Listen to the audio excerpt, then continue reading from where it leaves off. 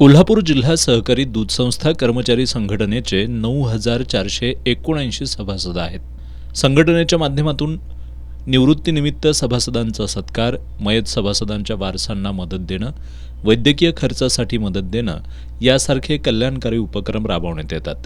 संघटनेनं राज्य शासनाच्या अनेक अटी शर्ती शिथिल करून सर्व सभासद कर्मचाऱ्यांना कामगार कल्याण मंडळाच्या योजना लागू केल्यात.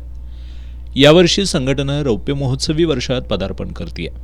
या निमित्तानं सर्व सभासदांना भेटवस्तू देण्यात येणार आहेत. येत्या 23 फेब्रुवारीला दुपारी 12 वाजता राजारामपूर येथील डॉक्टर व्ही टी पाटील सभागृहात संघटनेची 25वी सर्वसाधारण सभा होणार आहे. या सभेला सभासदांनी उपस्थित राहावं असं आवाहन अध्यक्ष केरबा पाटील यांनी केलं आहे. यानिमित्त आयोजित करण्यात आलेल्या पत्रकार बैठकीला संघटनेचे उपाध्यक्ष शामराव पाटील आणि जनरल सेक्रेटरी विश्वास पाटील उपस्थित होते.